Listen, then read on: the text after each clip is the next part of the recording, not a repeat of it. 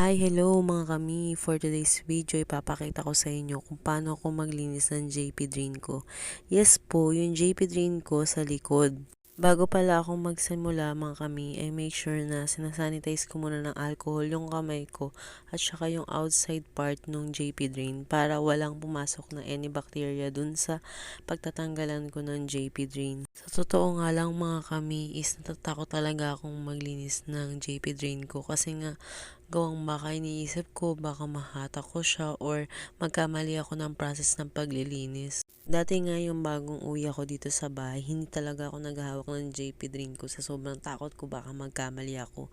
Hinahayaan ko lang yung partner ko na siya yung maglinis at mag-ayos ng JP Drain ko. Tapos pinapanood ko lang siya. Na-realize ko din after ng mga ilang beses niya ako nililinisan. Paano pag nagkatrabaho na yung partner ko, kailangan matuto rin ako kung paano maglinis. Kaya yung naglinis talaga siya ng last is tinitingnan ko talaga kung paano yung ginagawa niya.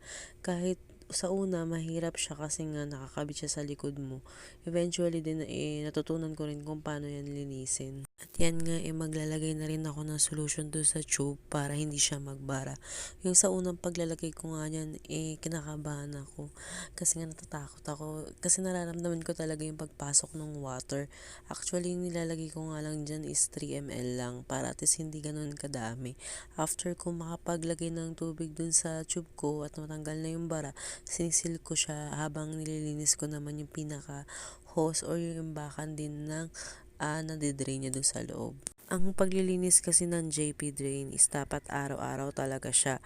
Pero ako, ang ginagawa ko kasi every other day, gawang yung nadidrain ng JP ko is hindi naman na ganun kadami, katulad dati.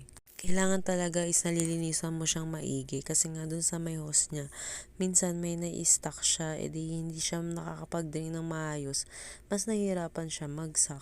Kaya ako sinisipagan ko talaga kung maaaring maglinis ng JP Drain kasi para iwas infection at syempre para iwas din sa gastos pag na-hospital ka na naman ulit dahil sa pagmaling paglilinis mo ay naku, sasakit na naman talaga ang ulo mo. At syempre hindi lang ang ulo sasakit sa'yo pati bulsa mo. At yan, nilalagyan ko rin pala siya ng solution sa loob. Ayun yung pinanglilinis ko dun sa may hose. Tapos after nun, inaalog-alog ko na siya para at least yung mga dun sa gilid-gilid, masama yung paglilinis ko.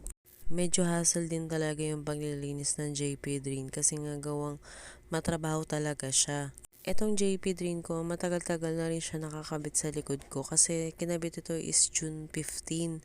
So, magti 3 months na rin siya nakakabit sa likod ko. Actually, ngayon may nadidrain pa rin naman siya. Pero hindi na ako sure kung nana siya kasi actually parang kulay blood na siya Possible kasi na wala na siyang nasasak. So, napupwersa siya. Kaya siguro, blood na yung nakukuha niya.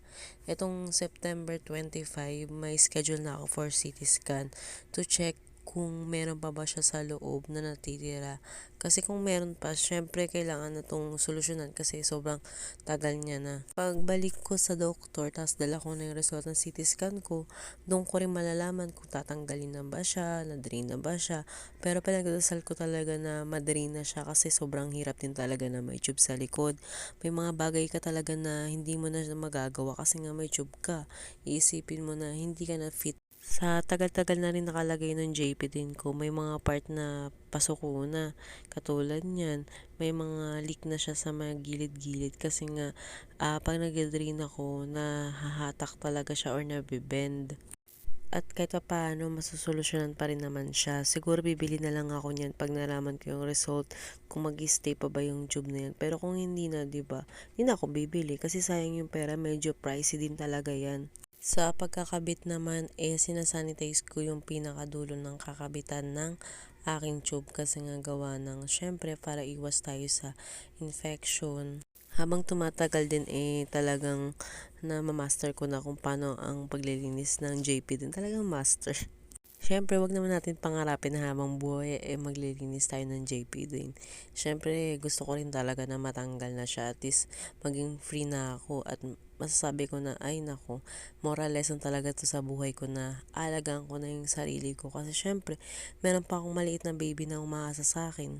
Nang makabit na, ipipress mo yung pinaka-middle niya para at least iset up mo siya para magsak. Ayun lang for today's video. Uy, palambing naman. Kung hindi ka pa naka-follow, please follow my page Mama G and share the video. Salamat. Yun lang. Mwah.